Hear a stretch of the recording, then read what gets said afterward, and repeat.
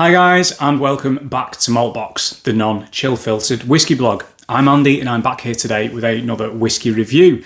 Now this is going to be the first in a three-part mini-series focusing on one distillery, and it's a distillery that in my view is quite overlooked. I mean, hell, it's even been overlooked by me. If anything, it's actually, I'll be honest, cards on the table, it's kind of been looked down on by me in the past as well. Been a bit snobby about it. It's a distillery that is owned by the same group as online whiskey commentator and whiskey fan generally favourite Glencadam. It's their sister distillery in the form of Tomintoul. Now, what I did a couple of weeks ago, I basically wanted to try and explore more of their range after an online tasting that I was invited to by Tomintoul. Really enjoyed it. And I thought, I kind of want to go back around again and try the whiskies that I tried on that tasting again further down the line. And just basically revisit them on my own time. So I went and bought this, which is a set. I don't normally do sets like this because I think the prices are kind of expensive. Not just this one, I'm not just talking about this specifically, but 3 5 centilitres will cost you probably just as much as one cheaper bottle, or certainly half of a full decent bottle. So it's like I'm always a little bit pained about paying, well, in this instance it was 20 quid for 15 cl. So I was like, oh my god, I could get, so in my head, double 15 cl at 20 quid is 40 quid, and that's 30 cl. Well, 40 quid for 30 cl isn't a good deal in my books, because for 40 quid you can get a decent dram for 70 cl. You know, the stinginess maths were going on. But anyway, back to Tomintoul. So Tomintoul, now I've got in here, if I pull this little set out, look at this. I've got the 10, I have the 16 and the 21, and I'm going to be doing these in order. So today we're going to be looking at the 10. Now the 10 is their entry level, or core bottling, shall we say. It's the cheapest bottling, it's the one that's out there. Now Tomintoul, every single one of these whiskies, the 10, the 16 and the 21, they are all chill filtered, and they are all E150 filled. They are not natural colour.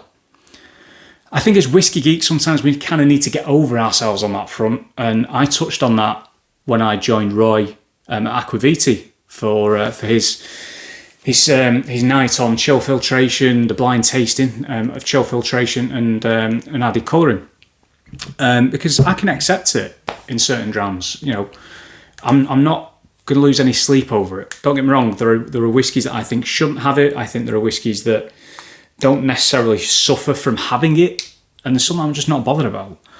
So the Tomintoul 10, I mean, Tomintoul also, I think, stays under a lot of whiskey fans' radars because it's also touted as the gentle dram.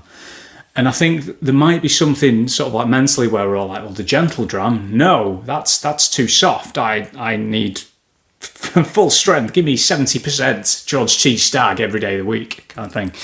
But there's a time and place. So Tomintoul is a Speyside distillery, as I've already touched on, owned by the same group as Glencadam, which is Angus Dundee. Now, the 10-year-old, here it is in the little bottle. It's quite a fetching little bottle, to be fair, and it's, you know, as a brand, they've not really rebranded for a number of years. In fact, I don't think they've rebranded since I started drinking whiskey.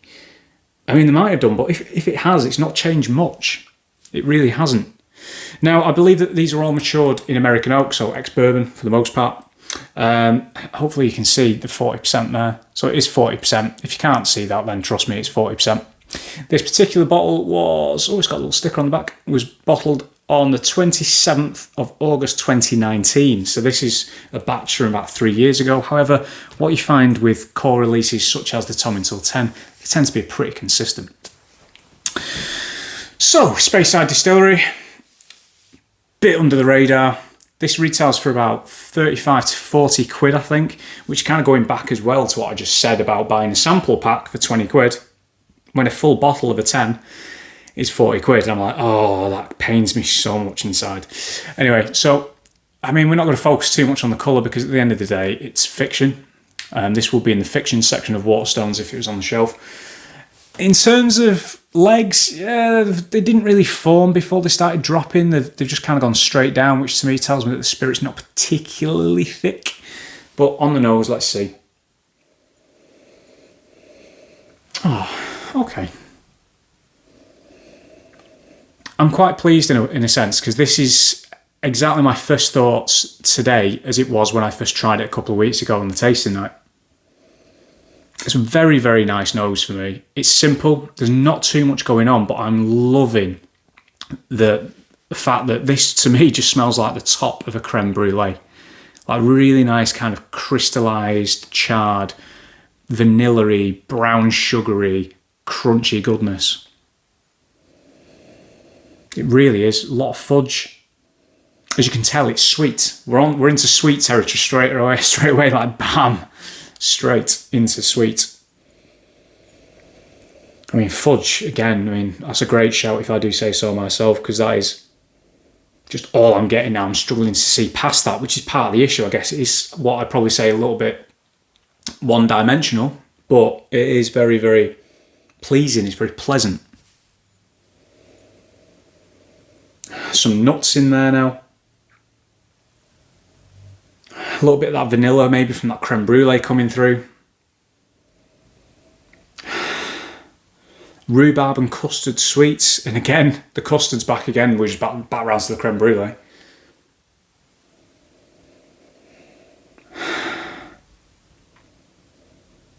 Something I can't quite put my finger on as well. Maybe like a amaretti biscuit. You know, like the crunchy, sort of almondy Italian biscuits. Yeah, let's run with that. I think I know I've just called it one-dimensional, and I said it was very sweet, there's lots of vanilla, blah, blah, blah, blah, creme brulee, etc. I really like it. I really like the nose.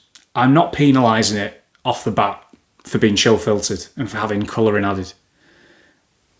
I think the important thing for me, and I've said it before, I don't always want to sit there and analyse a whiskey to death. Sometimes it just kills my vibe, kills my mood. I don't want to be sat there on a night after a long day of work or something. I'm just sat there like, yes, well, yes, no, that's South Slope oregano from whatever. You know, as whiskey fans think, well, particularly people like me, commentators or whatever, YouTuber idiots, whatever you want to call me, we kind of get sometimes a little bit carried away. Sometimes I think I quite like something that's a little bit more straightforward, and this is just upfront. It's sweet. It's quite rich, actually. It's just satisfying. It is. I'm really enjoying the nose on this. I really am. On the palate,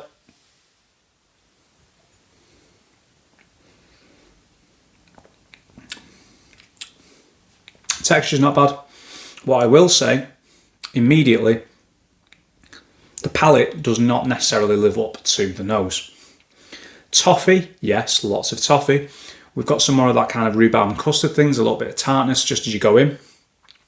Chocolate coming now, a bit of maybe like milky coffee or mocha, mixing those two things.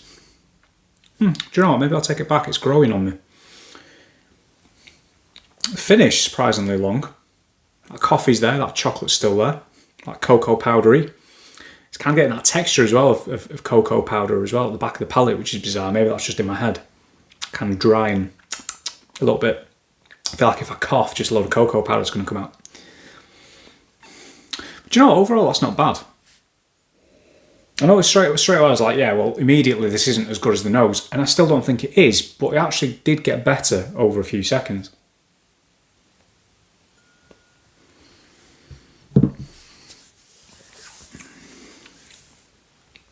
Pears. More of that toffee. Maybe something sweeter, slightly higher, like caramel. Salted caramel, a little bit of oak char in there as well.